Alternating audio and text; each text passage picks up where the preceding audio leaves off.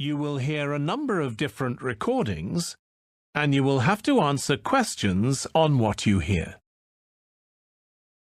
There will be time for you to read the instructions and questions, and you will have a chance to check your work.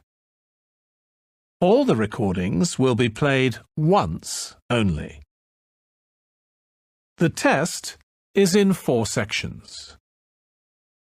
At the end of the test, you will be given 10 minutes to transfer your answers to an answer sheet. Now turn to Section 1.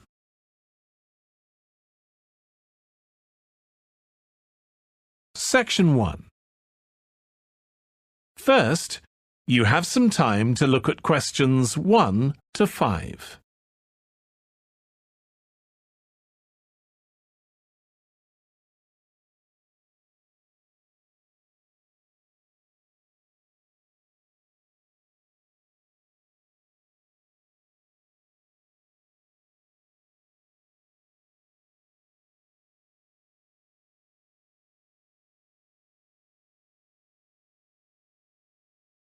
Now we shall begin. You should answer the questions as you listen, because you will not hear the recording a second time. Listen carefully and answer questions 1 to 5. Good morning, everyone, and welcome to the annual Ski and Snowboard exhibition held from April the 8th to 17th. I am Mary Granger, coordinator of the event this year. The 10-day event features many highlights. As a snow sports lover, I know you are looking forward to a great time here. Now, I'd like to offer you some practical information about the whole event and what to expect from it. This might be the first time coming here for some of you, so for those who are still wondering about the right accommodation, I recommend Sky Hotel. It has its own health and sports clubs, just like most of the hotels here, but I love it because of its incredibly cosy beds, which guarantees good rest after an exhausting day of exploration. If you haven't brought your own equipment, like poles, boots and skis, they are available for purchase or rent at Ski Set or Snow Rental. The exhibition this year provides a colourful look into the history of skiing, and an inspiring peek into the future prospects of the sport.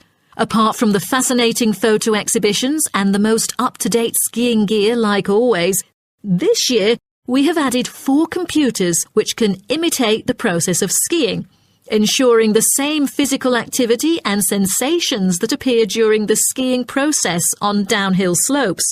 But I have to warn you that it might be quite time-consuming to line up for the free trial experience. Many have posed the question as to how to enter the skiing and snowboarding competition. Well, rather than filling out the back of the entrance ticket or bombarding the committee with emails, the most effective method is by checking out the exhibition newsletter delivered every month for availability. At the most beloved local event, the exhibition has also drawn attention from the press. Last year, massive media coverage was on the worrisome amount of snowfalls. In order to avoid the same predicament, several artificial skiing slopes have been built. With more participants this year, we have lowered the entrance fee, which has been widely reported to local newspapers. A bonus for our participants is the ski programme. It offers a wide variety of lessons and sessions with qualified instructors, ensuring that all ages and abilities are catered to, from the first-timers to seasoned amateurs. I strongly advise you to sign up for the programme, as it is offering an unprecedented 30% discount. That's mainly because we are cooperating with the programme organiser, who promises affordable prices only for the participants of the festival this year. Before you hear the rest of the conversation, you have some time to look at questions 6 to 10.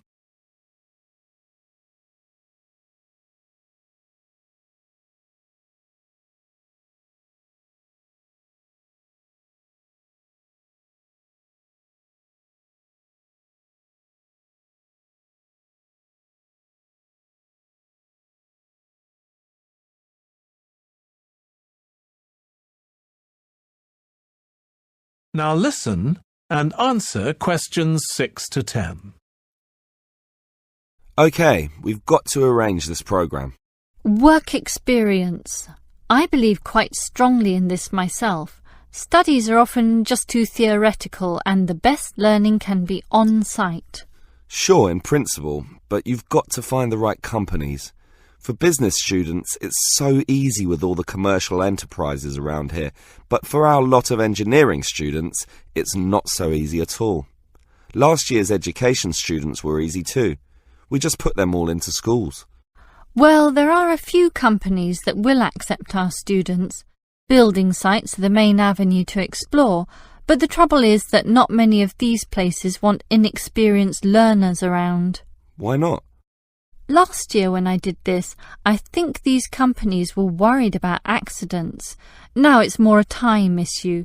They just don't want to train people. But these people work for free. But training takes time, and in the economic recession, few companies want their personnel diverted for such purposes. But I did find some companies, enough for us at least, but they all insist on one thing. Minimum work time of 1 month, right? No, that the students are appropriately insured. Remember, these are building sites and there are quite a few hazards there, and we're putting untrained students, not trained students, right amongst them. So these companies want financial coverage in case of accidents. Gee, is that going to be expensive?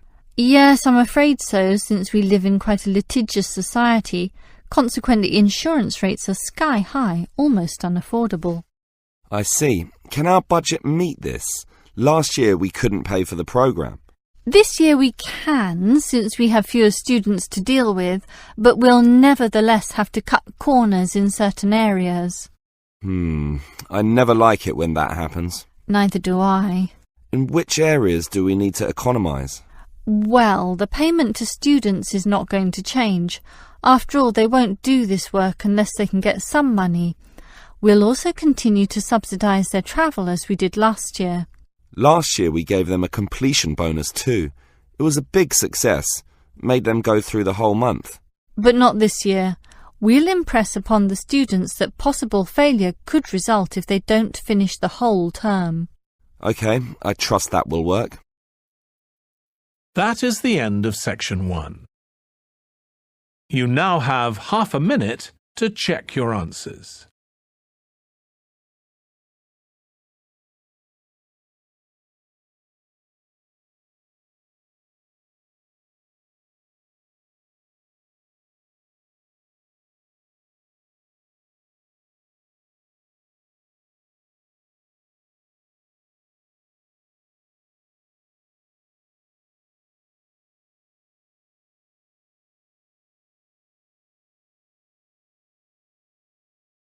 Now turn to section 2.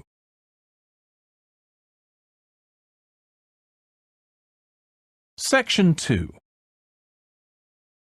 First, you have some time to look at questions 11 to 15.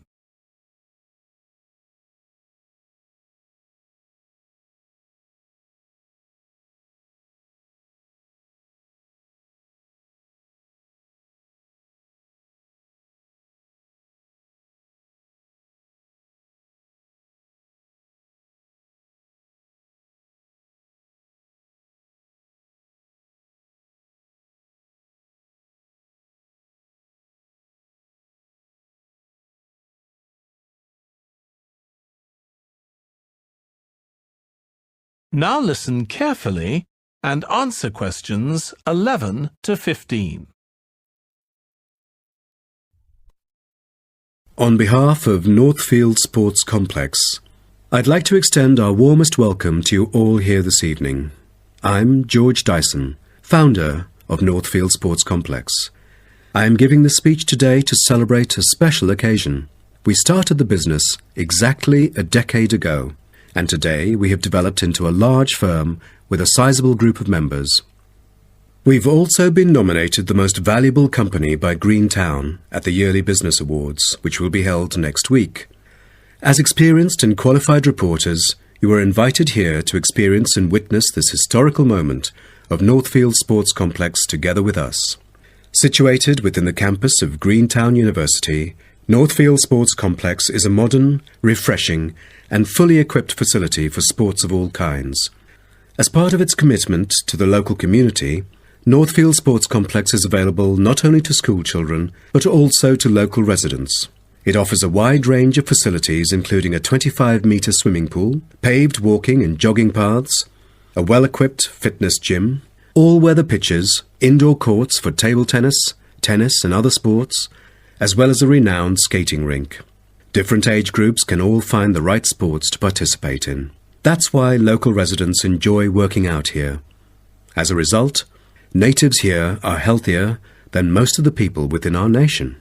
The whole town is very proud of having nurtured 2 world champions who were once both trained right here in our skating rink. Thus, it has become the ideal venue to learn to skate and have fun. But what I take pride in most of all is the skating rink that has stirred the interest of boys and girls here in local schools to skate. Since opening, an increasing number of pupils have been paying regular visits to the skating rink. A new yoga classroom with trainers will be open next month for mothers with babies. They can bring their own yoga mat and work out together with their babies. This will be a great way for them to get healthy and meet other mums. There will also be a brand new gym open to the pensioners in the near future. Just this month, a new swimming pool is open to all fitness levels with special offers for those without a job. Our complex is open daily from 8 a.m. to 9 p.m, except on Thanksgiving and Christmas. We intend to extend our business in the coming year. A list of equipment will be put up for sale, ranging from exercising equipment like cardio machines to sports recovery and injury prevention facilities. Within our complex, we try our best to avoid injuries of any kind. We train knowledgeable staff to guide our clients through correct workout regimens.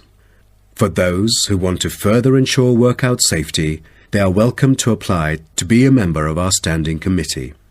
They are responsible for revising the safety guidelines and supervising its enforcement. Before you hear the rest of the talk, you have some time to look at questions 16 to 20.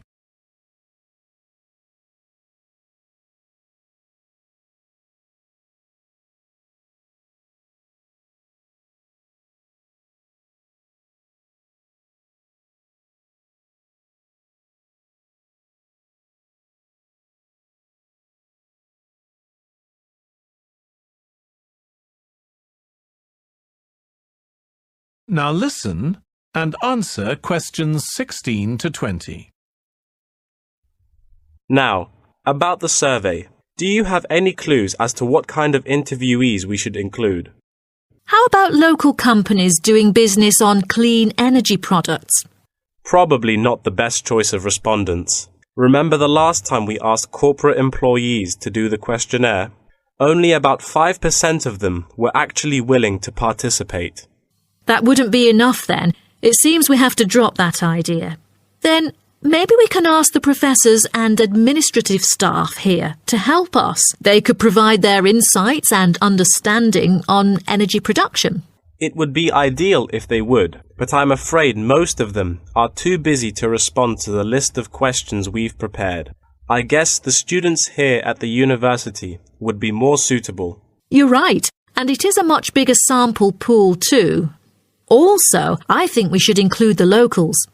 Their opinion is key to the promotion of renewable energy here in the town. But wouldn't it be difficult to collect data? There's no way the two of us could go from door to door to interview all the residents. There's no need to worry about that. We'll make it telephone interviews. That way, we'll have enough time to get sufficient data. Good idea. What should we present in our speech? Due to lack of media coverage, the majority of people actually have a limited understanding on renewable energy. Most of them aren't able to identify various types of renewable sources. So I feel we could start by clarifying what it is and the benefit of it compared to fossil fuels. That makes sense. We could start with wind energy. For centuries, wind has been used to do work. With the help of windmills, farmers used to pump water from wells or turn large grinding stones to grind wheat or corn. The windmills today generate electricity. The only problem is that it might not be windy all the time, so it is crucial to choose the appropriate site for wind farms. Well, I think we can also include comparisons between clean energy and traditional energy resources like coal, oil and natural gas. Maybe we can look into the prospect of these conventional sources of energy. The rising cost of fossil fuels and the threat of climate change is a concern to many. Totally. These traditional resources will deplete eventually. Renewable energy currently makes up less than 2% of the world's primary energy supply, and although growing very rapidly, it is not on course to fill the fossil fuel gap. Nuclear energy is another type of energy we ought to mention. Nuclear power plants can produce dependent power constantly and release far less greenhouse gases than other traditional power plants. But most people feel that this type of energy is unsafe because radiation isn't easily dealt with, especially in nuclear waste and maintenance materials. What should we end the speech with? Have you heard about a new type of energy called hydrogen fuel? It is an infinitely renewable fuel that doesn't have detrimental environmental effects. The only problem is that it is so expensive that only wealthy individuals can afford it. But I think overall the benefits overshadow its high cost. I think that even though this new type of renewable energy is too expensive to use at the moment, in the long run its price will go down and become more accessible. That is the end of section 2. You now have half a minute to check your answers.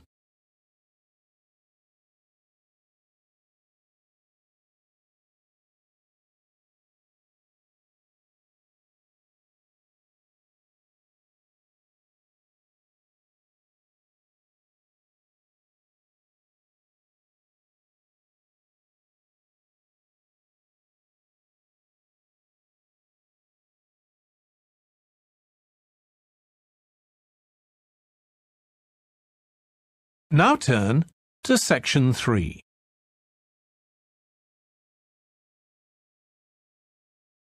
Section 3. First, you have some time to look at questions 21 to 26.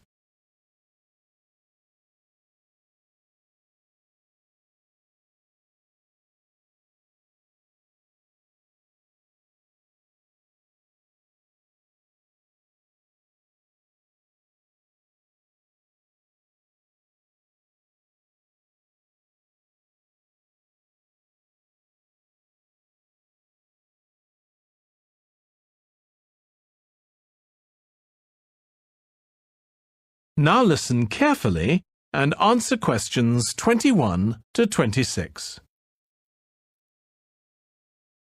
Hi Jeannie, how's it going? Oh, hello Dan. Pretty well, thanks. Have you managed to get the money for the course yet? Yes, that's all sorted out now, thanks. It took long enough though. It was practically a year ago that I applied to my local council for a grant, and it took them 6 months to turn me down. That's really slow. And I thought I was eligible for government funding, but it seems I was mistaken. So then I asked the boss of the company I used to work for if they would sponsor me, and much to my surprise, he said they'd make a contribution. But what about college grants and scholarships?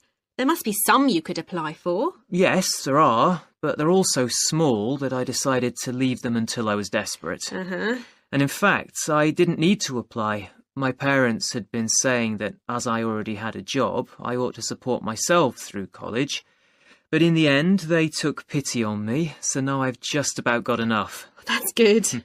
So now I can put a bit of effort into meeting people. Haven't had time so far. Any suggestions? What about joining some college clubs? Oh, right. You joined several, didn't you? Yes. I'm in the drama club. It's our first performance next week, so we're rehearsing frantically, and I've got behind with my work, but it's worth it. I'm hoping to be in the spring production too. I've never liked acting. Are you doing anything else? I enjoyed singing when I was at school, so I joined a group when I came to college. I don't think the conductor stretches us enough, though, so I'll give up after the next concert. And I also joined the debating society. It's fun, but with all the rehearsing I'm doing, something has to go, and I'm afraid that's the one. Do you do any sports? Yes, I'm in one of the hockey teams. I'm not very good, but I'd really miss it if I stopped. I decided to try tennis when I came to college, and I'm finding it pretty tough going. I'm simply not fit enough. Nor me. I think I'll give that a miss. I'm hoping it'll help me to build up my stamina, but it'll probably be a long haul. Good luck. Thanks. How are you finding the course? I wish we had more seminars. What? I'd have thought we had more than enough already. All those people saying clever things that I could never think of. It's quite interesting, but I wonder if I'm clever enough to be doing this course. I find it helpful to listen to the other people. I like the way we're exploring the subject and working towards getting insight into it. How do you get on with your tutor? I don't think I'm on the same wavelength as mine, so I feel I'm not getting anything out of the tutorials. It would be more productive to read a book instead. Oh, mine's very demanding. She gives me lots of feedback and advice, so I've got much better at writing essays. And she's helping me plan my revision for the end-of-year exams. Do tell me, I always struggle with revision. Before you hear the rest of the discussion, you have some time to look at questions 27 to 30.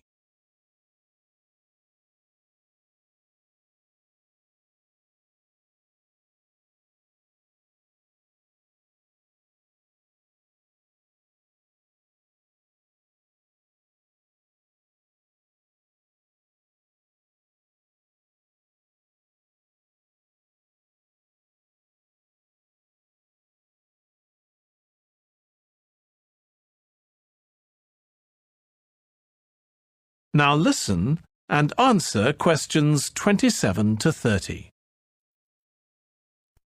Now, a word about the development of curling clubs. Curling is thought to have been invented in medieval Scotland, and outdoor curling was very popular in Scotland between the 16th and 19th centuries, as the climates provided good ice conditions every winter. Kilsyth Curling Club is renowned as the first club in the world, having been formally constituted in 1716, and widely influencing ice curling development. In Kilsyth today, both men's and ladies' sections are thriving, participating in all major competitions and having won championships in the British Open in the past. The mother club of curling, Grand Caledonian Curling Club, was instituted in 1838 for the purpose not as such to attract people's interest, but to regulate the ancient Scottish game of curling by general laws.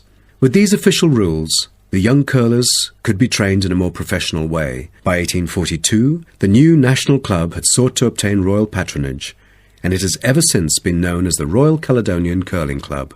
However, many sports, such as athletics and tennis, were frowned upon as being too recreational and not practical enough. So the Crown banned them by law during the 1300s, in the hope that men would instead practice the archery skills that were seen as vital to the country's defence. And the ban was lifted in the 17th century. So, do you know the reason for curling being kept during the 16th century? Is it because it was so popular, or because people from all ages like children could play it? The spirit of curling dictates that one never cheers mistakes, misses, or gaffes by one's opponent. And most importantly, all the team members should strictly follow the instructions of their captain, which is essential for men in battle. Curling was brought to Canada from Scotland, and some curling was played informally before 1800. Curlers often used iron curling stones made from melted materials such as cannonballs rather than granite until the early 1900s, because there were transport problems importing granite stones from Scotland. That is the end of section 3. You now have half a minute to check your answers.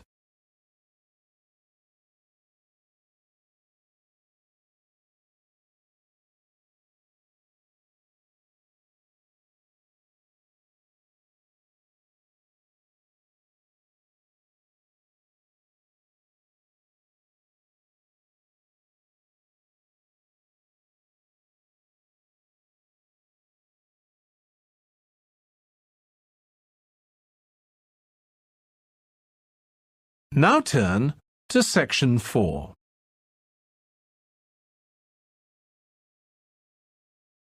Section 4. First, you have some time to look at questions 31 to 40.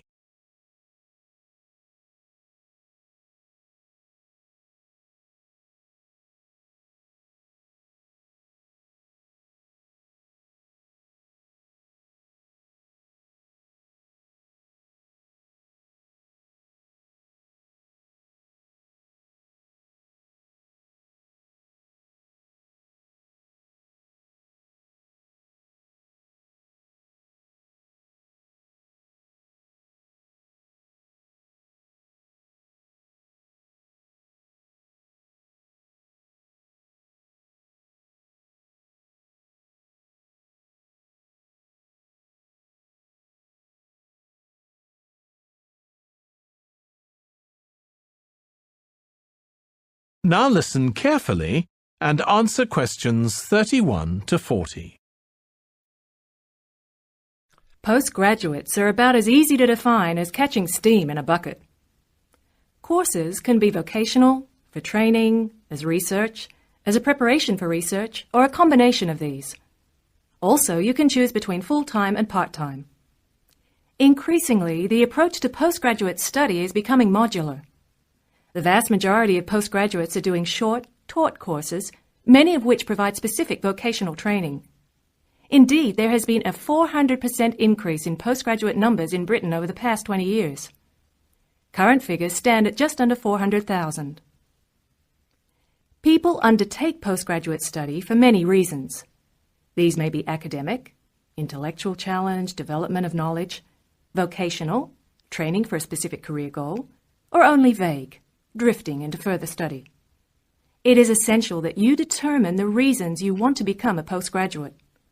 If you have clear goals and reasons for studying, this will enhance your learning experience and help you to remain focused and motivated throughout your course. Where you study should be based on much more than the course you want to do. For some courses, you are likely to be there for several years, and it is important that you are happy living there. Check also what type of accommodation is available and whether the institution provides any housing specifically for postgraduates. Choosing an institution and department is a difficult process. To determine quality, do not rely on the reputation of an institution, but find out what ratings are from the most recent assessment exercises. Find out about the staff, their reputation, competence, enthusiasm, and friendliness. Visit the department if possible and talk to existing postgraduates about their experience, satisfaction, comments, and complaints.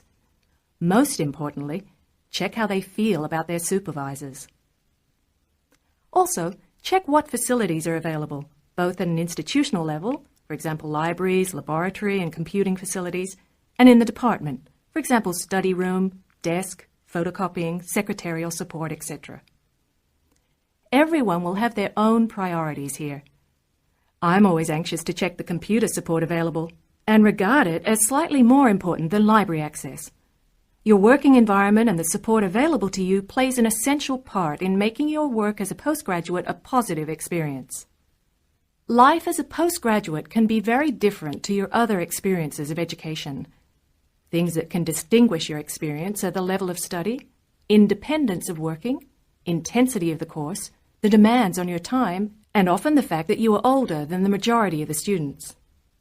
These factors can contribute to making you feel isolated. However, there are several ways you can make sure that this is either short-lived or does not happen at all. Many student unions have postgraduate societies that organize social events and may also provide representation for postgraduates to both the student union and the institution. Departments can also help to create a sense of identity and community, and often have discussion groups available. Don't be afraid to talk to staff about any difficulties you might be having. Of course, universities provide counselling services, but we have found that the best advice comes from talking to other postgraduates who may have faced similar difficulties.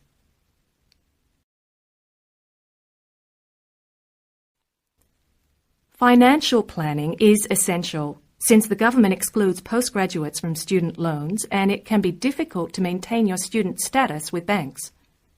This has implications for free banking and overdraft facilities. Do not underestimate your living costs, including food, accommodation and travel, and be careful not to budget for everything except a social life. Funding a course is one of the most challenging things people face when considering postgraduate study.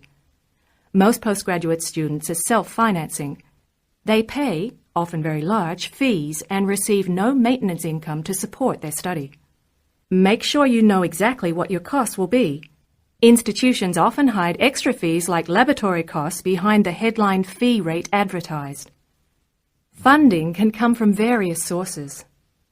Research councils, charities, trust funds, institutional scholarships, local education authorities, and professional bodies and organizations all offer various levels of funding.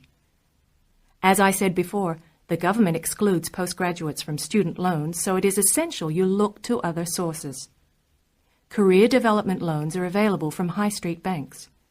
The best advice on funding is to be proactive, persistent, and patient.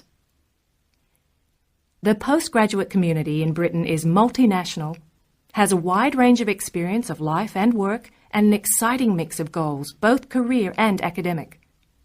Being a postgraduate student should be a productive and fulfilling thing to do, and you will become part of a diverse and motivated social group. That is the end of section 4. You now have half a minute to check your answers.